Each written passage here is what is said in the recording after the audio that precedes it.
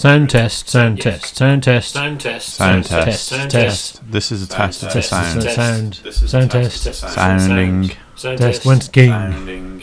2 Test, when's 6 king? 7 8 1 2 6 1 1 7 1 8 1 3 1 5 1 3 5 2 2 2 2 2 1 2. 2 2 Okay. 2 2 We're in tune now. We're in tune. Okay, we're in tune now. We're in tune. Oh, I know what I was going to do.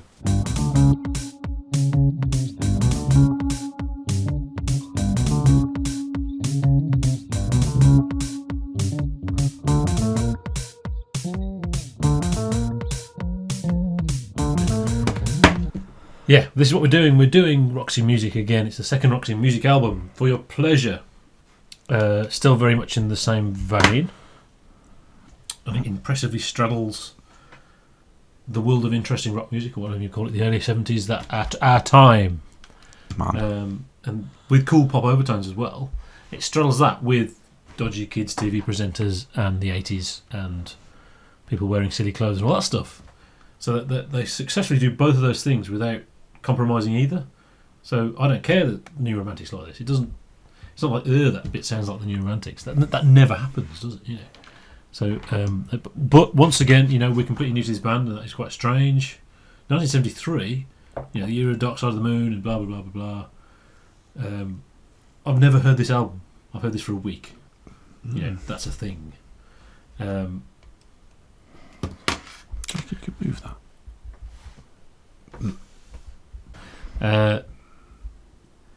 I think so. You know, what we will do is compare it to the first album, obviously, because that's what we've heard. It lacks the immediacy of the first album. I think the first time you listen to it, you miss the first album. You think the first album, it was intense. It was all out there. You know, it doesn't go crazy as much. It doesn't have it doesn't rock out as much. Maybe. I think you quickly realise this is better. This is really good. This is much better than the first album, I think. But it takes time to get there, I think. The sound has matured, like a fine wine. That's probably the kind of thing Brian Ferry would have said. And at this point, it would have been ironic. And later on, he would have been serious. The difficult second album, like Led Zeppelin 2, it's, you know, they succeeded. They went forward. They didn't just make a banal version of the first album. The vocals, sometimes it's something I don't take too seriously, and at the same time on here there's a big variation between the fun and some like ooh moments. You know, I'm definitely going to give this lots more listens. Who knows how much I will like it in 6 months' time. Oboe is underrated.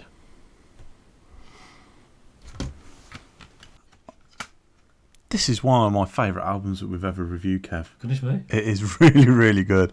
Which is... It's the step up from the first album, isn't it? It is mad, because Yeah. I didn't expect that. I had an opinion of Roxy Music of what they were, probably because of the people that were, you know...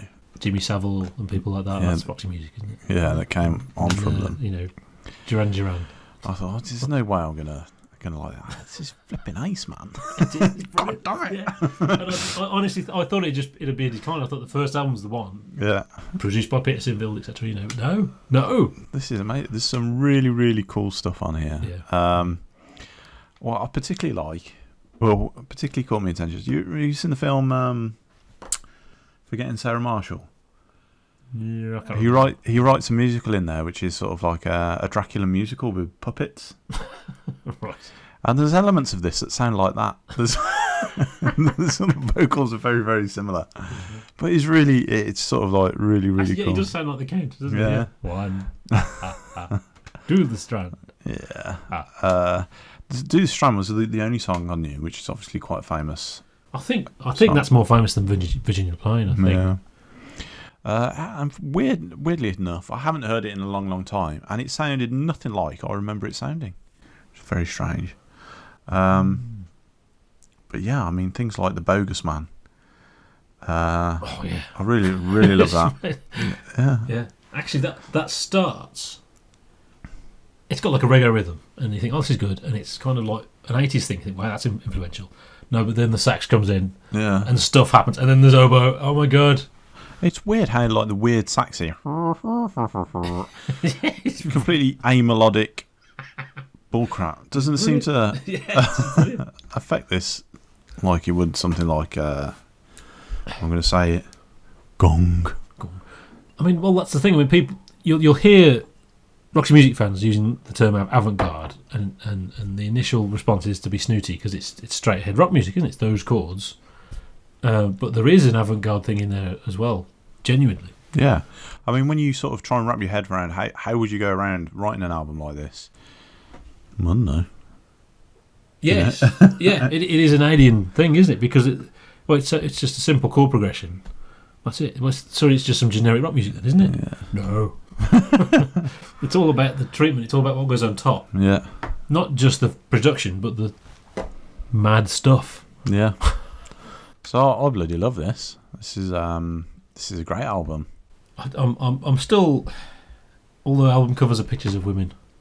Yeah. It's just lame. I don't think that helps the sort of image I've got of them. Yes. Like pictures of women. Like the sun or something. Yeah, it's crap pictures of women as well. It's not. Well, yeah, they're not naked anyway. So it's rubbish. David O'List was their guitarist just before they recorded the first album. I didn't know this from the Nice. Phil Manzaneri was the roadie. I think they both auditioned and David O'List got the job.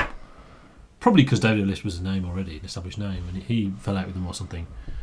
And they said, "Oh, well, do you want to do it then?" Yeah. And 2 weeks later, they recorded the first album. So Phil Manzaneri almost wasn't in the band. Oh, I didn't know that. It's much more studio bound, although the effects and boo are much less obvious, with one exception. One song, that was the exception song, I think. In Every Dream. What's it called? In Every Homer. Yeah, it does say that. In every dream, Homer Heartache. That's not a sentence. In every dream home, a heartache. I suppose so. Probably needs a comma. Yeah. That's maybe the best thing on the album. Or the Bogus Man, or the title track. It's a song about a blow-up doll. Which is funny and silly, and you think, okay, that's going to be quite entertaining. But no, it's actually really sinister. And that's where his voice grows up. You've got a weird prog singer there, rather than someone who prances around on top of the pops, making silly voices. You know, so much of his influence is a man singing in a silly voice. We know who that is. But on there, you know, you've got the tape wobble organ.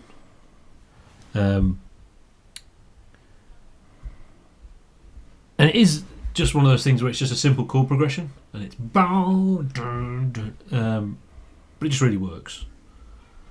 And you've got the obligatory false fade, and it fades back in with it all going crazy, and it's got phasing going on. I was trying to think what that reminded me of, where that had been done before. I think it's Helter Skelter. I think. Does that even happen in Helter Skelter? I think it does. So yeah, Helter Skelter. And then, like you said, you've got Bogus Man after that, which is the other end of the scale. It doesn't sound like the stereotypical Brian Ferry. So if someone does a Brian Ferry impression, they don't sound like that, like he does on the Bogus Man. He almost sounds like Bowie. You know, but they've got it wrong. You know, you don't need more cowbell. It's not more cowbell. It's more oboe. Yeah. The oboe is fantastic. Rock music should have oboe. And you know, it's not just those stuff. I mean, Do the Strand is such a clever bit of writing, because to, you know, the top of the pops viewers, the single buyers, it sounds like a sequel to Virginia Plain, but it's actually nothing like Virginia Plain. You know, so it works on the album as a new thing without them repeating themselves, and it works as a single for the pop buyers who want something the same. It wasn't the second single, though.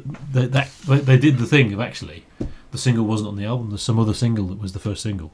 I don't know, Pajama-rama or something. It's the bit when it breaks down in the piano.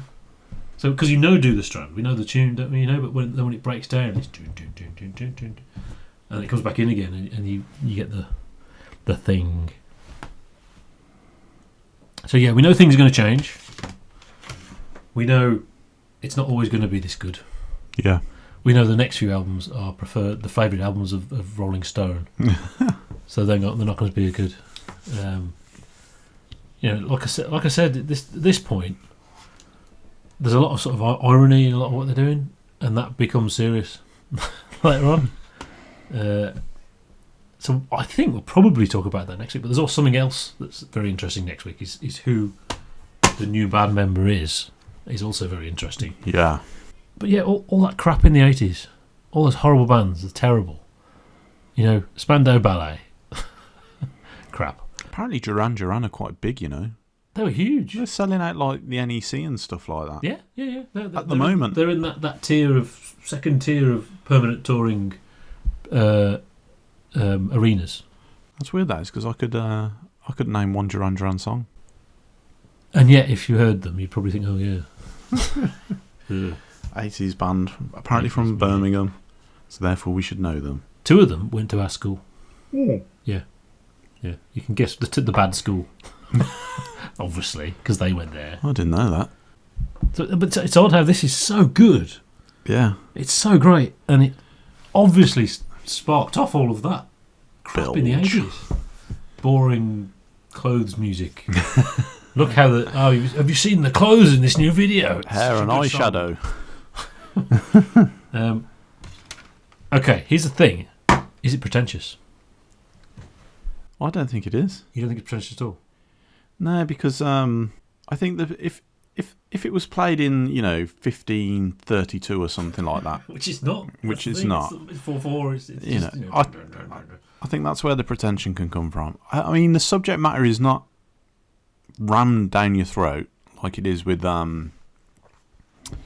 certain albums, Close to the Edge.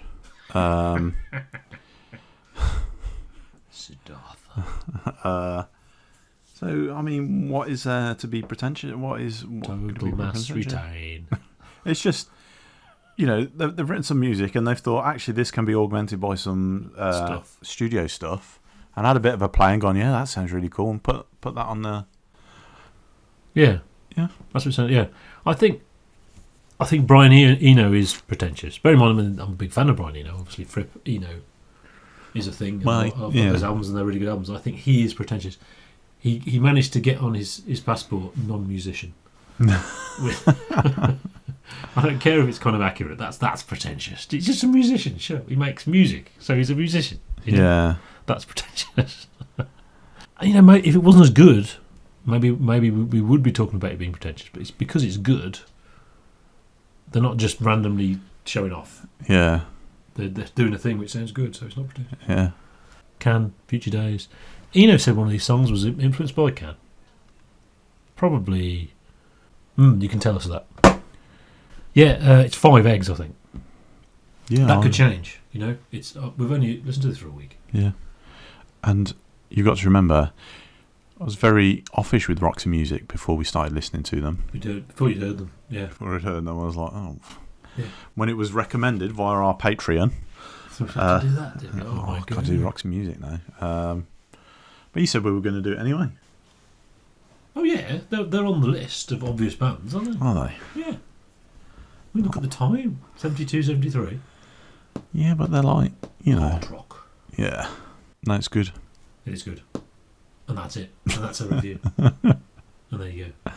Thank you very much. See you next week for the next album. Beards.